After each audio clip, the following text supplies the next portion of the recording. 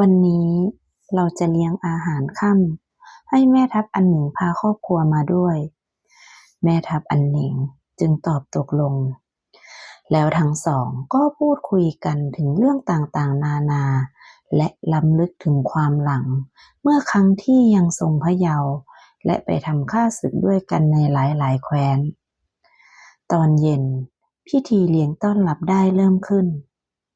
แม่ทัพอันหนิงก็เดินทางมาที่งานแต่ไม่ให้หลีหนิงมาด้วยเพราะว่ากลัวฮ่องเต้จะเห็นและกลัวความคิดของฮ่องเต้ที่จะส่งพระราชทานสมรสให้กับลูกสาวของตนเพราะตนไม่อยากให้ลูกสาวห่างจากกายจึงได้ปกปิดเรื่องที่ตนมีลูกสาวแต่พาลูกชาย2 คนมาด้วยและภรรยาเมื่อฮ่องเต้พบก็เริ่มทำหน้าเข่งขรึมแล้วถามแม่ทัพอันหนิงว่าทำไมท่านไม่พาลูกสาวมาด้วยแม่ทัพอันหนิงตกใจทำไมฮ่องเต้ทราบว่าตนมีลูกสาวฮ่องเต้จึงถามว่าท่านกำลังคิดอะไรอยู่ท่านคิดว่าเราจะไม่รู้หรือว่าท่านมีลูกสาวอีก1 คน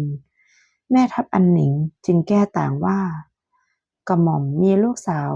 อีก1 คนจริงแต่ลูกสาวของกระหม่อมยังเล็กอยู่และนางค่อนข้างซนกระหม่อมจึงไม่ให้นางมาร่วมในงานคืนนี้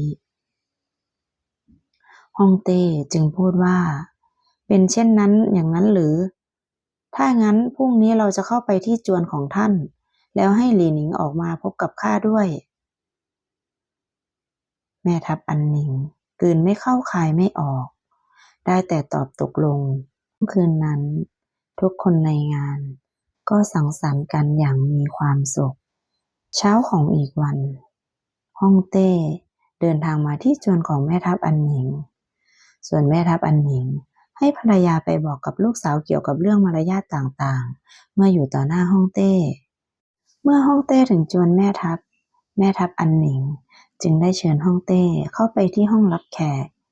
ทุกคนในครอบครัวของแม่ทัพอันหนิงไม่เป็นตัวเองได้แต่นั่งก้มหน้าฮ่องเต้จึงพูดว่า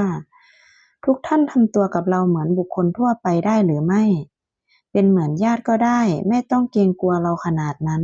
เรามาในฐานะสหายของอันหนิงขอให้ทุกท่านทำตัวตามสบายและในขณะเดียวกันหลีหนิงจึงได้เข้ามาที่ห้องรับแขกเมื่อมองเห็นฮ่องเต้จึงยิ้มแล้วรีบวิ่งกูเข้ามาหาฮ่องเต้แล้วพูดว่าสหายหลีท่านรู้บ้านข้าได้อย่างไรท่านมีเรื่องลำบากใจอะไรหรือถึงมาหาข้าที่บ้านท่านพูดมาได้เลยนะข้าจะบอกให้เสด็จพ่อช่วยท่านเองแม่ทัพอันหนิงเมื่อเห็นบุตรสาวไร้มารยาทจึงขอประทานอภัยกับฮ่องเต้แล้วรีบดึงอันหนิงนั่งลง